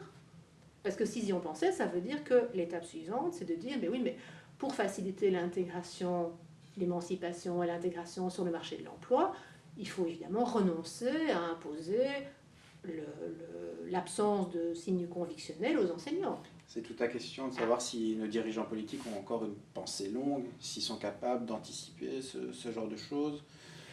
Moi, ce qu'il y a, c'est que je ne vois pas très bien si on considère que l'enseignement supérieur et la promotion sociale sont des vecteurs d'émancipation, et si on considère que l'accès à l'emploi est aussi vecteur d'émancipation, alors l'emploi est vecteur d'émancipation, et donc l'emploi doit être rendu accessible à des filles qui portent le voile. Toute catégorie d'emploi confondue. Et ça vaudra aussi pour les enseignants. Et là, moi, j'ai un problème. Enfin, j'ai envie de dire, j'ai même un problème quasi existentiel. Je me dis, moi, je donne cours de neutralité, quoi. Qu'est-ce qu'on va me demander d'enseigner demain à aux futurs enseignants auxquels je donne cours? Ça va devenir quoi, la neutralité? Je comprends pas. Pour rester sur le sujet politique, on a un élu de la NVA là, qui vient de prêter serment en Belgique au Parlement fédéral avec sa kippa, Michel Freilich, si je ne me trompe pas. Alors il y a eu toute une discussion sur le port, le signe convictionnel dans les institutions politiques. Et il a réagi en disant « La kippa, c'est un symbole religieux, le voile, un symbole d'oppression ».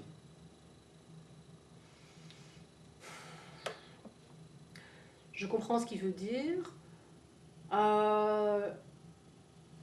Je suis probablement plutôt d'accord avec ce qu'il dit. Mais en tant que laïc, un symbole et en religieux. même temps, j'allais y venir, et en même temps, je trouve que les signes religieux n'ont pas leur place au Parlement, qu'ils soient symboles d'oppression ou simples signes religieux, ça ne doit, me semble-t-il, rien changer. Enfin, il y a quand même un truc, je crois, qu'on ne peut pas me reprocher, c'est mon manque de cohérence. Enfin, voilà, j'essaie d'être cohérente. Alors c'est vrai que sur la question des signes religieux, ce serait vraiment se voiler la face que de prétendre que la question du voile n'a rien à voir là-dedans. C'est évidemment ce qui m'a motivé, ce qui a motivé, je pense, beaucoup de militants laïcs à un moment donné à se poser la question. Mais je crois aussi que, par souci de cohérence, à partir du moment où on se trouve confronté à une question telle que le voile islamique, on doit élargir. On ne peut pas traiter juste le voile islamique. On doit se dire, bon ben, en tout cas, quand c'est une question de laïcité, la loi doit être la même pour tous. Donc on interdit ou on autorise tous les signes, j'ai envie de dire même pas seulement religieux, mais tous les signes convictionnels.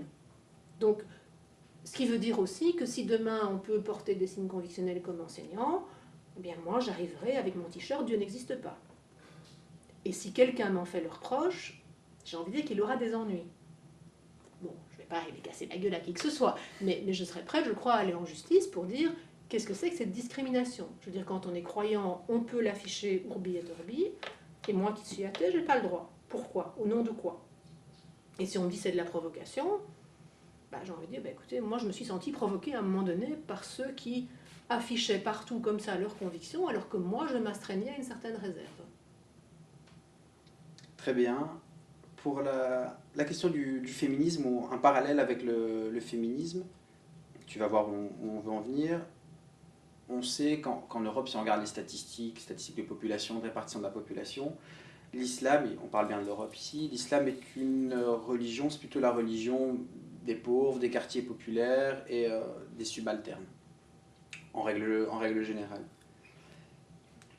tu travailles la question du voile, tu cibles la question du voile dans tes écrits. Ne penses-tu pas que pointer du doigt une population déjà fragilisée, est-ce que c'est pas contradictoire avec le féminisme en ce sens? Est-ce que tu peux être féministe et en même temps contribuer à faire du voile un sujet polémique? Oui, je pense que je peux, je pense que je dois.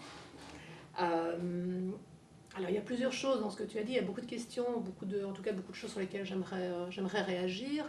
La première, c'est la question des populations déjà stigmatisées, déjà fragilisées. C'est vrai en partie. En même temps, je pense que c'est parfois un peu caricatural de considérer que quand on est musulman, on est nécessairement précarisé, fragilisé, etc. Il ne faut quand même pas oublier non plus tout l'argent qui vient des pétrodollars et qui finance l'islam politique. Oui, il finance l'islam politique, mais est-ce qu'il finance directement les citoyens lambda? Je parle bien d'indices socio-économiques dans des quartiers, pour des populations, pour la famille classique. Ça, tu as raison, il y a des liens entre les institutions culturelles et cultuelles et les pétrodollars, mais pour les individus, pour le coup. Alors, je crois que c'est Napoléon, je suis plus sûre. C'est possible, on t'écoute. Qui disait qu'il fallait tout donner aux juifs en tant que citoyens et rien aux juifs en tant que juifs. Ouais. Voilà. Moi, je suis un peu sur cette ligne-là. C'est-à-dire, ce qui m'importe, c'est de traiter tous mes concitoyens comme des égaux. Enfin, et que l'État, ce n'est pas à moi de les traiter, enfin aussi moi, mais surtout l'État, que l'État traite tous ses concitoyens à égalité. Sans se préoccuper, donc sans que leurs diverses appartenances secondaires, je veux dire ça comme ça, n'aient un quelconque impact sur la manière dont l'État les traite.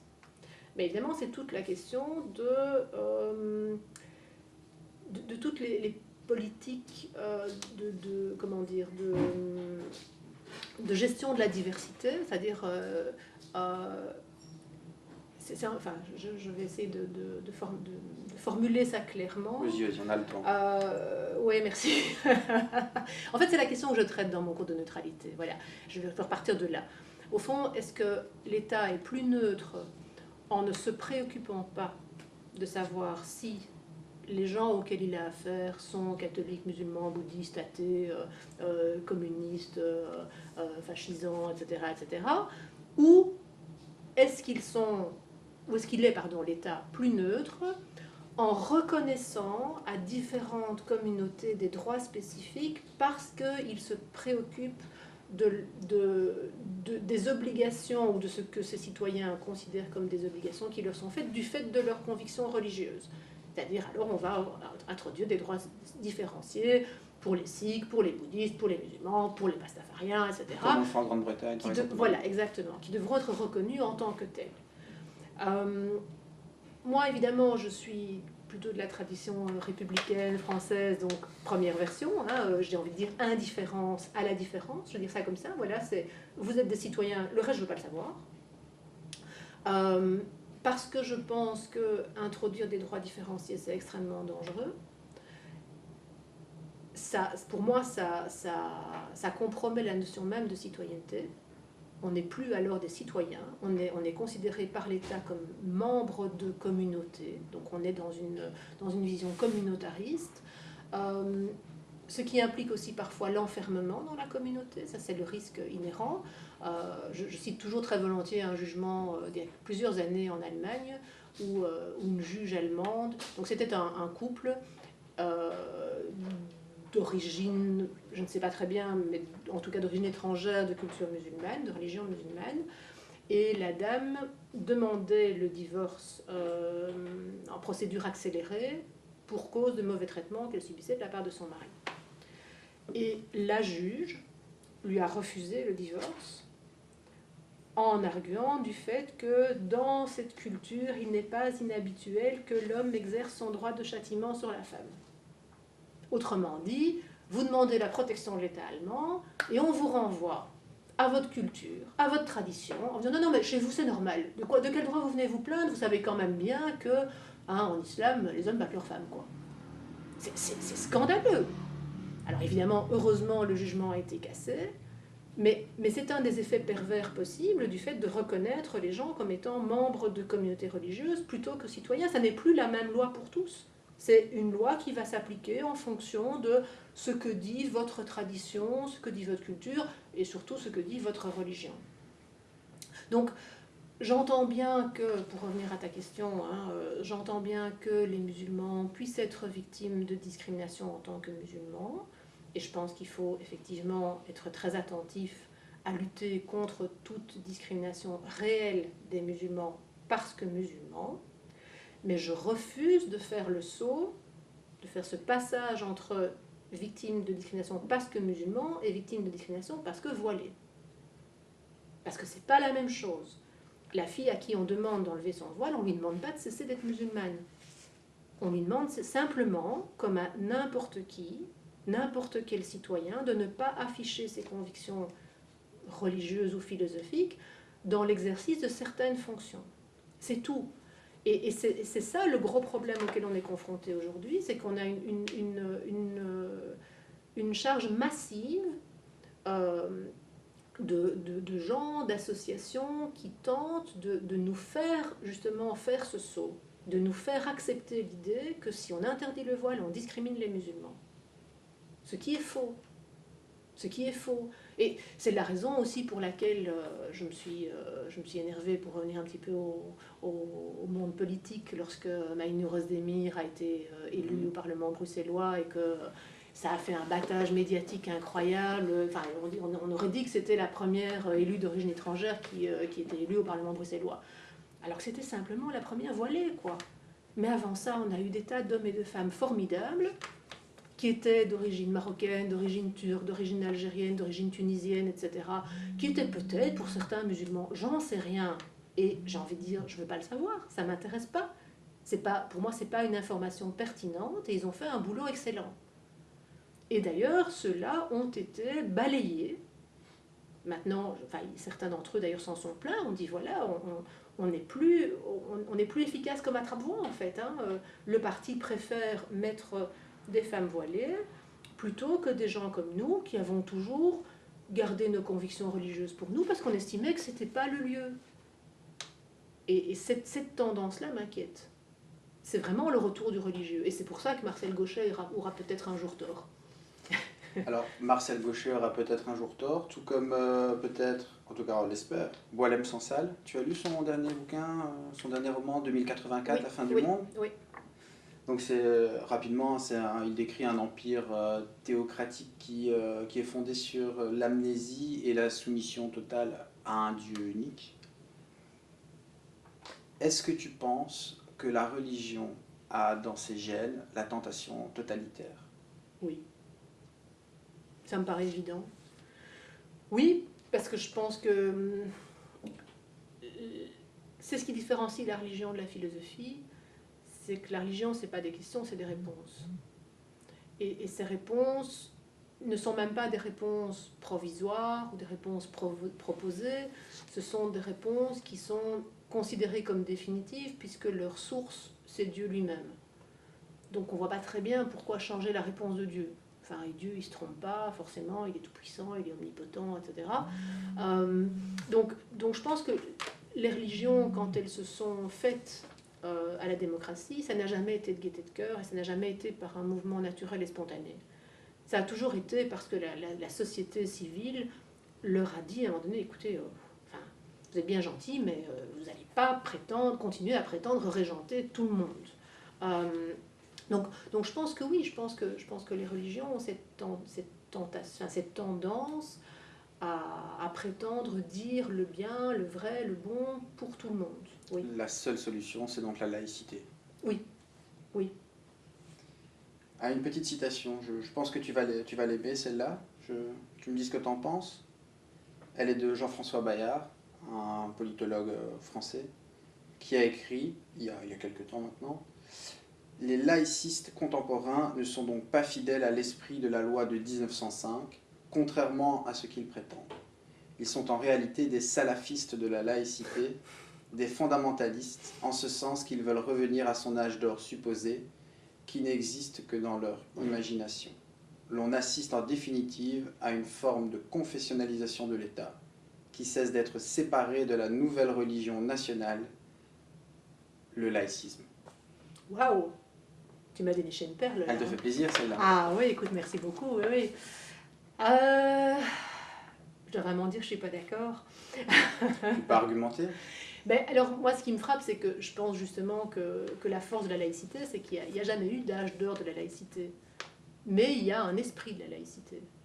Ce que je veux dire par là, c'est qu'il ne s'agit pas de revenir à 1905, c'est grotesque. Et d'ailleurs, quand on parle de revenir à 1905, c'est revenir à l'esprit de la loi, enfin, ou l'esprit qui a permis l'adoption de la loi de 1905, pour s'adapter à des nouvelles situations. Je veux dire, en 1905, le problème principal, c'était évidemment ni l'islam, ni encore moins le voile, pour revenir à ça.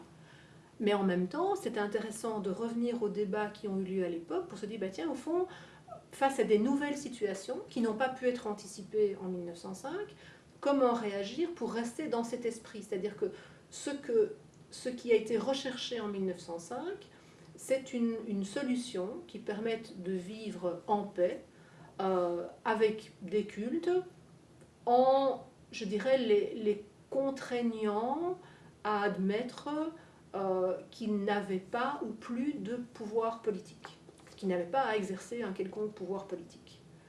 Ben, voilà, une fois qu'on a ça, ben, la question devient, que fait-on de ça par rapport à des nouvelles situations qu'on n'aurait pas pu anticiper, mais qui se présentent à nous aujourd'hui.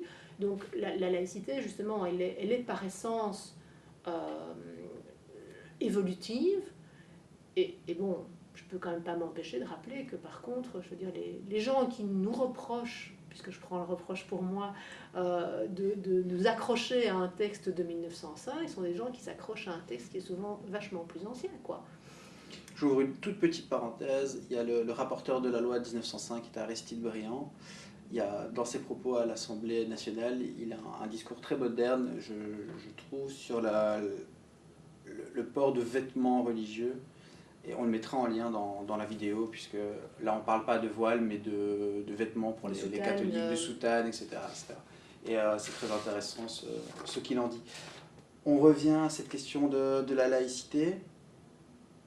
Est-ce que la laïcité, elle n'est pas incompatible avec le mode d'organisation politique tel qu'on le connaît en Belgique? Je m'explique.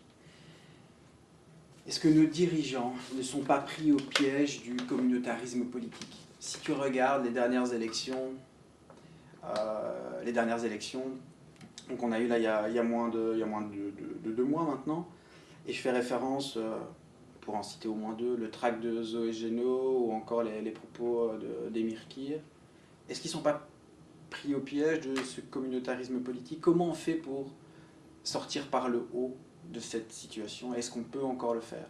Est-ce que ce n'est pas dans nos habitudes? Alors, si je comprends bien ta question, enfin en tout cas je vais la relier à quelque chose qui moi me vient à l'esprit immédiatement, c'est que c'est vrai qu'il y a quelque chose, je pense, de contradictoire entre le fait de prôner une citoyenneté telle que je viens de le faire, et le fait de vivre dans un État qui est un État morcelé en diverses communautés, donc où finalement toute notre histoire repose sur le fait qu'on a voulu reconnaître activement l'existence de Flamands, de Wallons, de francophones, un découpage territorial aussi qui se superpose, mais pas tout à fait, sinon ce serait trop facile, avec le découpage linguistique. Et donc quelque part, c'est vrai que on n'est pas vraiment les champions en matière de citoyenneté républicaine, quoi, hein. On traite rarement les citoyens belges comme des citoyens et rien que des citoyens. Alors, je ne sais pas que faire de ce constat-là. Je pense que c'est quand même pas tout à fait la même chose de reconnaître l'existence de communautés linguistiques que de reconnaître l'existence de communautés religieuses. Enfin, j'ai l'impression que de la part d'un État, je veux dire un État, c'est une entité qui gère la question politique. Donc voilà, politiquement, ça ne me paraît pas être scandaleux de dire qu'il y a des francophones et il y a des flamands, et il y a même quelques germanophones qu'on oublie souvent. Ça me paraît moins une hérésie que de dire Il y a des catholiques, des juifs, des protestants, des musulmans, des athées, des pastafariens, des bouddhistes, des sikhs, etc. Il faut reconnaître tous ces gens-là. Mais c'est vrai que si on n'y prend pas garde, on peut facilement passer d'un raisonnement communautaire linguistique à un raisonnement communautaire religieux. C'est un marché politique. Il faut bien que nos élus se fassent élire, ils doivent aller chercher des voix. S'ils peuvent surfer sur cette vague-là. Oui, alors oui. Et c'est là qu'on est pris dans un cercle vicieux, tu vois. C'est que ma réponse spontanée, ce serait de te dire, mais oui, mais il faut éduquer les gens pour qu'ils ne se laissent pas prendre à ce raisonnement marché. Je veux dire, enfin, j'ai l'impression qu'il y a quand même une certaine...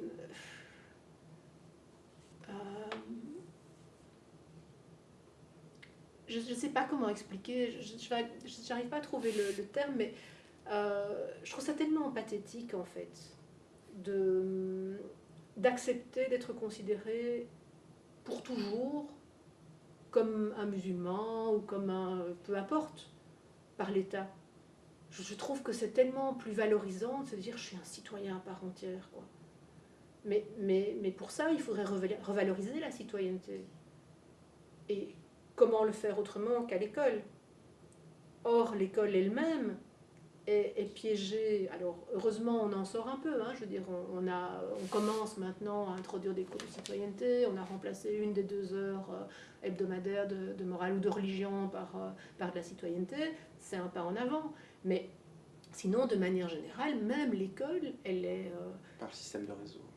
Par le système de réseau et à l'intérieur même, moi je parlais même pas du système de réseau, mais tu as raison de le pointer, mais même au sein de l'enseignement officiel, on est obligé de proposer le choix entre 6 cours différents, hein, donc les cours de religion catholique, musulmane, orthodoxe, protestante, islamique et israélite, plus la morale non confessionnelle.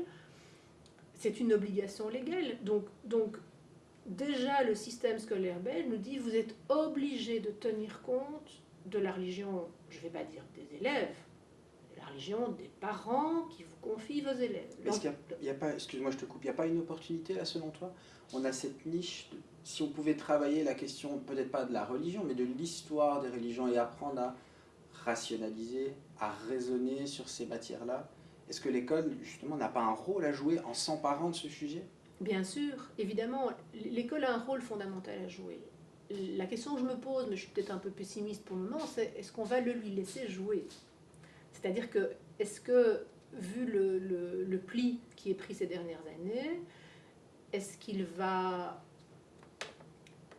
encore être possible longtemps d'enseigner effectivement l'histoire des religions comme c'est prévu, notamment dans le programme de citoyenneté? Donc c'est un des chapitres, hein, mais donc de l'enseigner de manière, j'ai envie de dire, neutre et donc critique. C'est-à-dire en montrant aussi les choses positives et aussi les choses négatives qui ont été rendues possibles par la religion. Donc, pour moi, c'est ça. Enfin, je veux dire, si l'enseignement a un rôle à jouer pour moi, c'est celui d'une aide à la mise à distance des convictions de chacun. C'est-à-dire, en fait, c'est un travail d'épistémologie. C'est faire comprendre aux élèves que ce qu'ils croient être vrai, ce ne sont que des croyances. Alors ça ne veut pas dire qu'ils se trompent, ça ne veut pas dire qu'il faut leur enseigner que c'est faux et que ce sont des légendes ou quoi que ce soit, ça veut juste dire qu'il faut leur enseigner que ça n'est pas la vérité. C'est la vérité pour eux, mais pas en soi. Et ça, je t'assure que même dans l'enseignement supérieur, c'est encore du boulot. C'est pas acquis. C'est pas acquis de faire comprendre à des étudiants la différence entre un énoncé tel que la Vierge Marie était vierge quand elle a enfanté le petit Jésus et la Terre est ronde. Tu as déjà eu des étudiants qui se sont opposés à certains extraits ou des documents que tu travailles parce que justement ils ne sont pas capables d'avoir cette décentration d'avoir des créationnistes par exemple? Oui, ça bien sûr. Et qu'il y a une tendance, il y en a de plus en plus, il n'y en a Oui. pas peu. Alors le problème c'est qu'ils ne l'expriment pas très clairement. Enfin, on sent qu'ils sont mal à l'aise, on sent que on sent que ça leur pose problème, mais ils ne vont pas aller jusqu'à refuser de l'étudier. Mais il y a cette tendance à dire, bon, parfois j'ai envie de dire qu'ils croient même qu'ils vont me faire plaisir en disant, bon, ben, c'est ce qu'on doit étudier ici.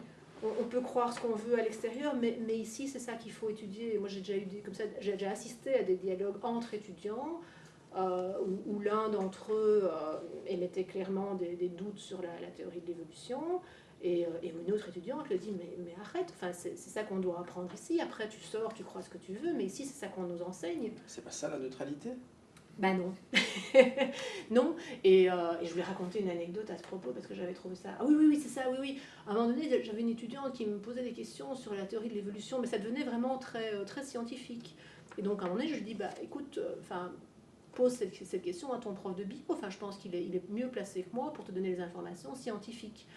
Et sa réponse a été, bah, non, je vais pas demander au prof de bio, lui forcément, il va m'enseigner la théorie de l'évolution, quoi. Donc, et ça, c'est dramatique, parce que ça veut dire que le prof de bio est perçu par ses étudiants comme celui qui enseigne sa vérité, mais à côté de ça, il y a la vérité religieuse, et peut-être que cette étudiante comptait sur moi en tant que philosophe pour essayer de concilier les deux, de dire, ben voilà... Trouver un joli emballage. Oui, c'est ça.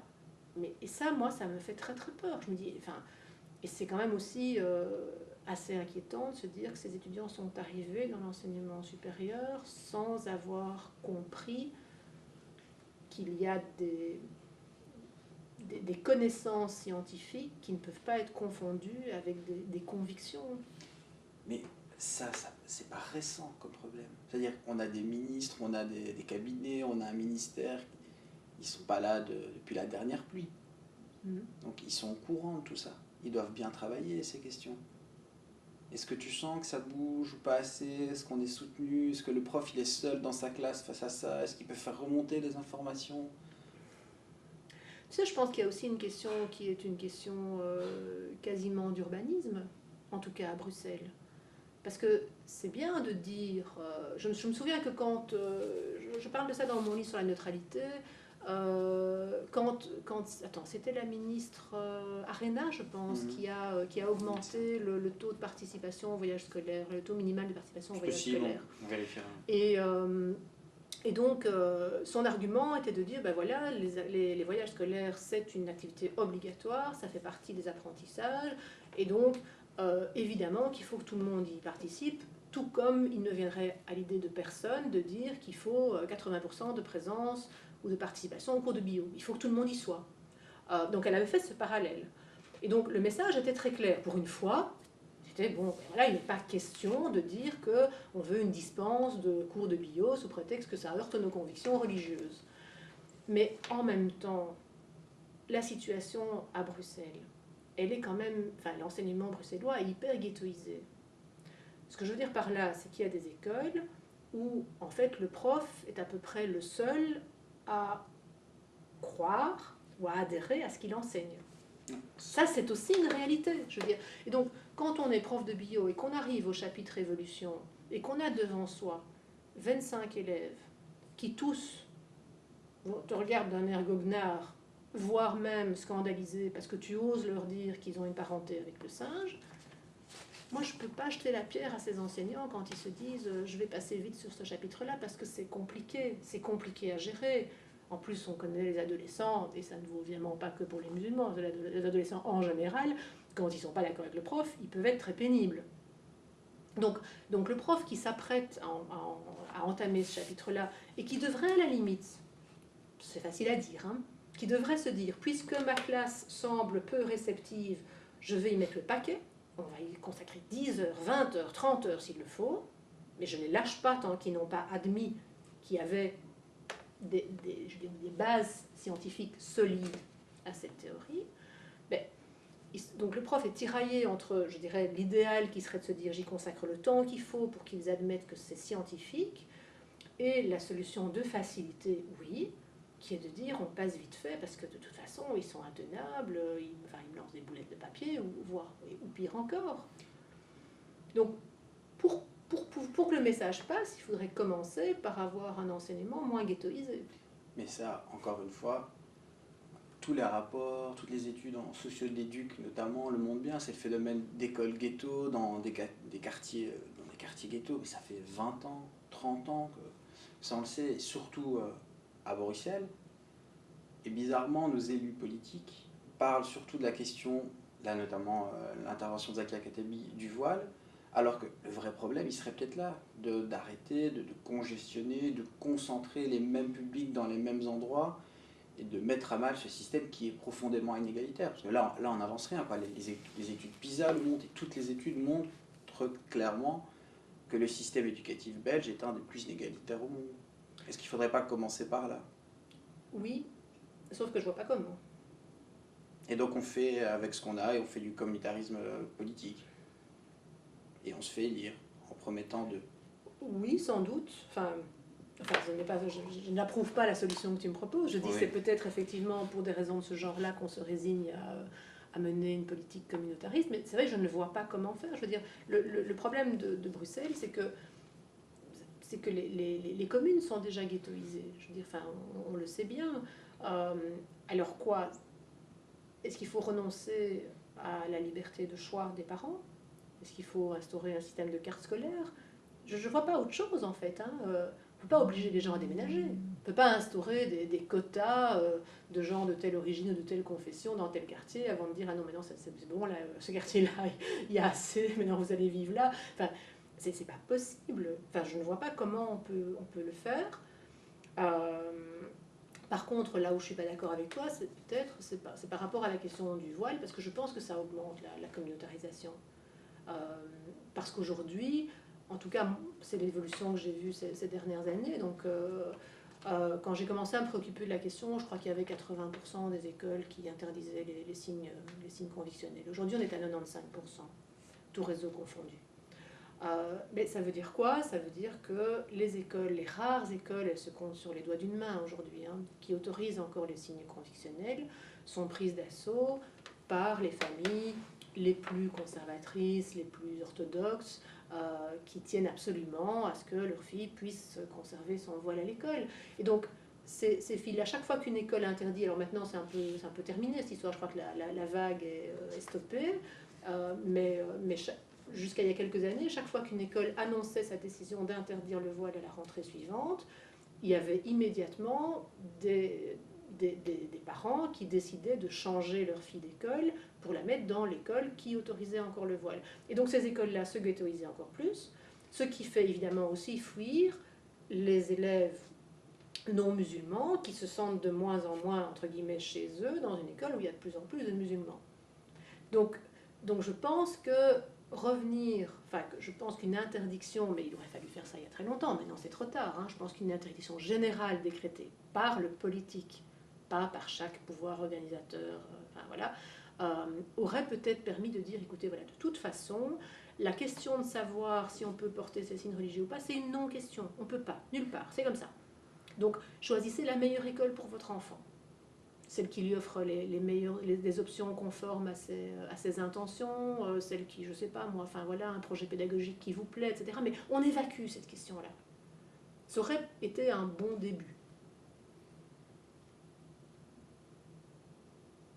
Sur les réseaux sociaux, on a regardé un peu les réseaux sociaux, donc Facebook, ou quand il y a des commentaires, et puis on a déjà discuté, il y a déjà eu des réactions un peu particulières, et allez, on dit de toi que tu n'aimes pas vraiment la diversité, que tu n'es pas tolérante, on pourrait même limite dire que tu es d'extrême droite. Ouf.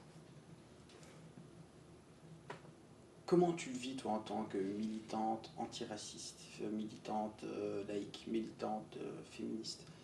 Quand tu reçois ces retours, alors il y a des retours très positifs, ça j'en doute pas, mais tu dois aussi avoir des retours négatifs, voire peut-être des insultes, ce genre de choses. Des menaces aussi. Des menaces. Oui. Comment tu le vis et comment on fait pour renouer le dialogue? Comment on fait pour dépasser cette incompréhension? Est-ce qu'on peut le faire sur les réseaux sociaux? C'est le bon lieu? Comment on fait? Bon endroit? J'ai envie de dire deux choses. D'abord, je pense qu'avec le temps, je me suis blindée. Je crois que ça, c'est indispensable. Alors, je continue à croire à la pédagogie. Je suis enseignante, donc j'essaie de mettre des mots, de réexpliquer encore et toujours. Je pense qu'il y a des gens avec qui c'est pas la peine, malheureusement. Il y a des gens qui ne comprennent pas, il y a des gens qui ne veulent pas comprendre. Euh, je...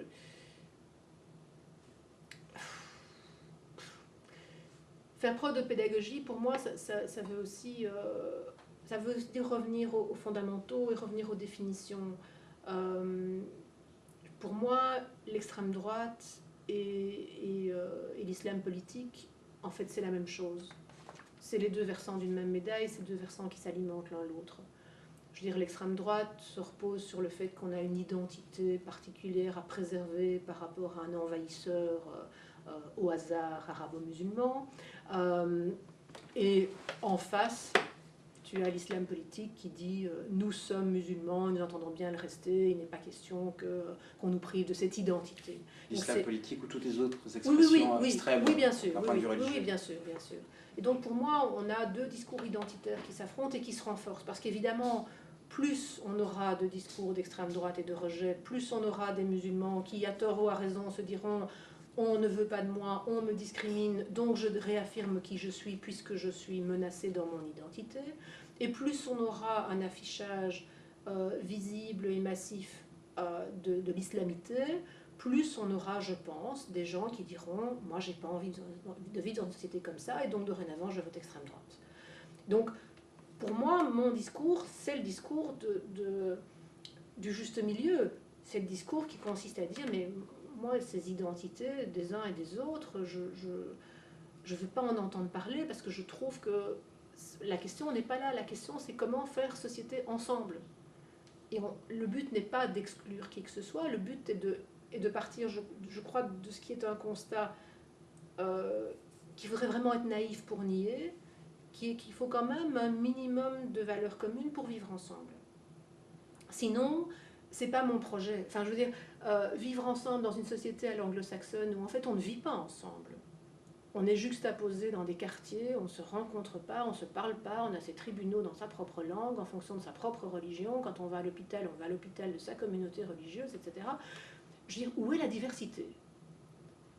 Enfin, je rappelle toujours que moi j'ai grandi comme adolescente, j'avais quelques pins, avant que mon préfet d'ailleurs m'oblige à les enlever parce qu'il trouvait que je n'avais pas affiché mes convictions à l'école. C'est des pins religieux ?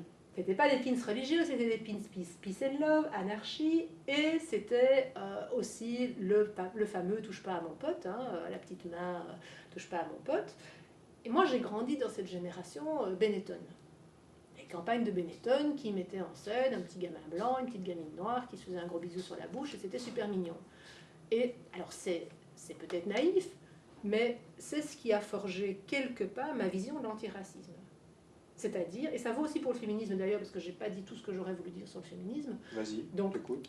Ma vision, elle s'est forgée sur cette idée que, en fait, on s'en fout. Qu'on soit noir ou blanc, qu'on soit homme ou femme, on s'en tape.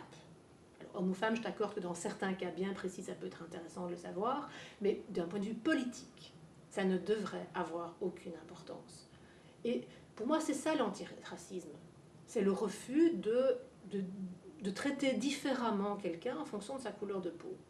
Et donc quand des gens reviennent aujourd'hui, comme Rokhaya Diallo, par exemple, en disant « je veux être reconnue en tant que femme noire et je veux qu'on puisse avoir des réunions entre femmes noires, dont seront exclues les femmes blanches et les hommes noirs, parce qu'entre femmes noires, on a des choses à se dire qui ne regardent que les femmes noires », je dis, mais c'est de la discrimination. C'est de l'exclusion. Tu peux comprendre aussi qu'il y a une volonté de ces populations qui ont été victimes, on va pas revenir, mais c'est important. Il y a eu l'esclavage, il y a eu des politiques racistes, il y a eu des politiques d'exclusion. Est-ce que c'est pas une façon aussi de dire, on existe, on occupe l'espace pour bien affirmer qu'on est là, qu'on a aussi un droit d'expression.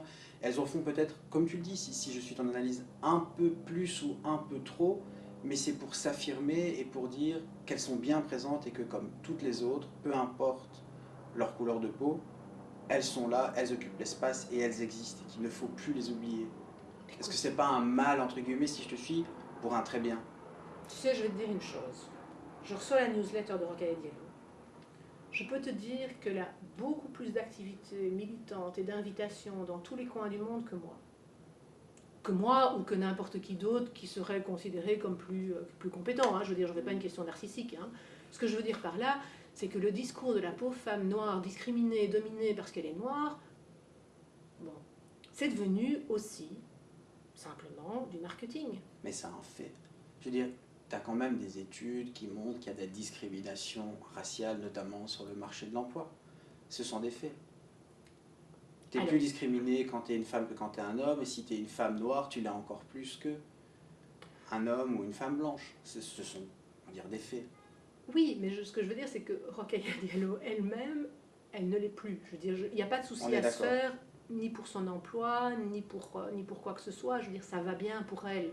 Donc à un moment donné, le discours « je suis une dominée, je suis de cet héritage, victime de cet héritage colonialiste, etc. » Enfin non, je veux dire, non. Son discours lui sert à asseoir sa place dans la société et elle a cette place. Donc jouer les victimes, à un moment donné, je trouve que ça va, quoi. Alors après, oui, bien sûr, il y a des discriminations. Mais moi, je reste quand même toujours attentive à ce qu'on met dans le terme discrimination. Je me souviens, par exemple, je prends le contre-pied de ce que tu dis, hein, parce qu'il ne faut pas non plus croire que je récuse l'idée même qu'il puisse y avoir du racisme dans la société. Bien sûr qu'il y en a. Mais je me souviens un jour avoir assisté à une conférence d'Anne Morelli. Oui. Bon, Anne Morelli, qui est quand même pas suspecte. Qui était professeure, je pense qu'elle est toujours émérite peut-être à l'ULB, oui, sociologue ou historienne.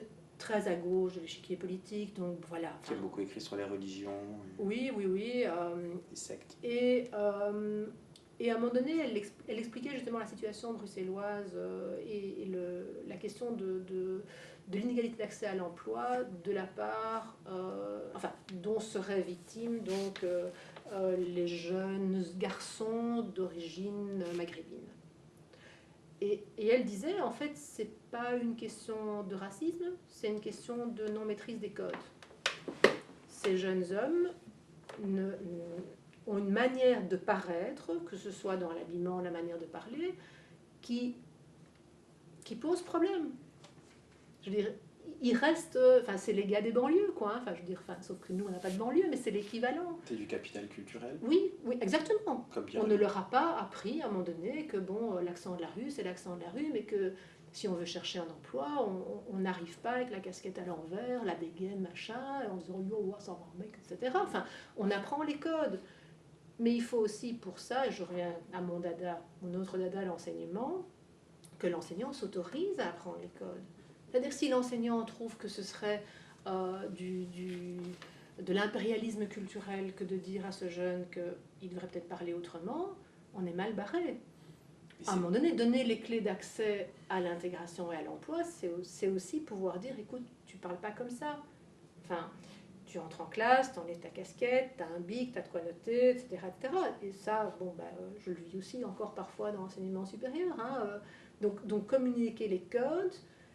Moi, je pense qu'il y a une part de la discrimination qui n'est pas une discrimination raciale, qui est une discrimination sociale, si tu veux.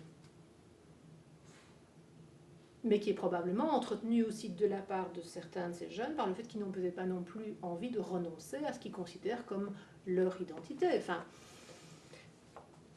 Ils ne veulent pas s'aliéner, être étrangers à eux-mêmes. Peut-être, écoute, je sais pas. Je pense que là, il y aurait certainement des études en sociologie à mener, pour savoir ce qui se passe dans la tête de ces jeunes, comment ils se sentent par rapport à la société. J'ai quand même l'impression que notre société, elle n'est pas si mal que ça, tu vois. Elle est pas parfaite, d'accord, ok. Mais quand je lis les discours de certains indigénistes, j'ai l'impression qu'on est en Afrique du Sud, quoi. Je dis, c'est pas ma perception. Alors oui, il y a des choses à améliorer, c'est sûr. Mais je crains qu'en prenant la voie qu'on est en train de prendre pour le moment, c'est-à-dire d'une politique de plus en plus communautariste, en fait, on s'éloigne de l'objectif. Et en même temps, on a quand même un député de la NVA, Dries van Langenhoven, qui a tenu, si on en croit le très bon travail qu'a réalisé, je pense que c'est la RTBF, qui a tenu des propos, même si c'est sur les réseaux sociaux, mais tout de même, des propos racistes, discriminants, disant que les Noirs étaient des êtres inférieurs, stupides, idiots. Ben oui. Là, Oui, pour le oui. coup, c'est presque l'Afrique du Sud. Bien sûr, mais c'est quand même, c'est hyper minoritaire quand même. L'apartheid de l'Afrique du Sud. Je veux dire, tout le monde condamne, tout le monde dénonce, c'est ça que je veux dire. Tu vois, je veux dire, tout le monde voit tout de suite qu'il y a un problème. On vit pas dans une société où tout le monde se dit, ouais, il a bien raison, on est bien content que quelqu'un ici ose le dire, quoi. Je pense que tout le monde se regarde très embêté. On se dit, mais d'où il sort, qu'est-ce qu'il raconte, quoi. Donc, Pour terminer, sur une note un peu plus légère, et vu qu'on a parlé beaucoup de religion, et on t'a entendu sur ton positionnement et ton point de vue sur la religion, on va te faire une interview confession, Nadia. Ça te waouh, va? je ne sais pas, j'attends de voir les questions. Tu t'es déjà confessé? Non, Tu es baptisé? Tu as fait ta Non. communion? non. Débaptisé non plus? Non, Ça, pas tu forcément. comprends le mouvement? Oui, je le comprends. Je trouve simplement un peu dommage que certains le fassent parce qu'ils croient que ça leur permettra de ne plus financer le culte catholique, parce que ça n'a pas de chance, c'est faux. Puisqu'en fait le budget du culte catholique n'évolue pas, et en tout cas n'est pas fonction du nombre de baptisés. C'est un truc qui est bétonné en Belgique depuis l'indépendance, donc voilà, c'est comme ça. Mais je trouve en même temps symboliquement très, très sympathique et important de dire, moi je ne me reconnais plus dans cette église, donc j'en sors, quoi. T'as jamais cru en Dieu? Non. Jamais? Non. Ça ne te manque pas d'y croire de temps en temps? Je crois que ça me poserait en fait beaucoup plus de questions. Tu peux le dire, hein, ça restera entre nous. Oui, oui. Mais je pense que ça me poserait plus de questions que ne me pose l'athéisme, en fait. C'est-à-dire que si... Allez, imaginons, un scénario fiction. On m'annonce demain qu'on ça y est, on a la preuve, on la tient, Dieu existe. Je crois que je me demanderais immédiatement comment il se fait qu'il n'ait rien fait pour toutes ces calamités, toutes ces horreurs qu'on constate au jour le jour dans le monde. Parce que bon, on ne peut pas tout mettre sur le compte de la responsabilité des hommes, quoi. Je veux dire, un gamin qui meurt d'une leucémie à 3 ans, enfin, il faudra m'expliquer en quoi c'est sa faute, quoi. Donc me dire que Dieu existe, ça me poserait tout de suite la question de savoir, mais c'est un salaud, c'est un connard, quoi. Enfin, comment c'est possible qu'il permette des choses pareilles, des tsunamis, des tremblements de terre donc voilà. Non, enfin oui, la dernière fois je dirais même pas qu'il m'a manqué, mais oui, quand mon grand-père est mort, mais j'avais 12 ans, j'ai même pas pensé à Dieu. Disons que j'avais l'impression que peut-être bien que mon grand-père allait continuer à exister quelque part et qu'il me regarderait, quoi. Voilà. C'est la seule chose un peu proche de la croyance qui me soit arrivée.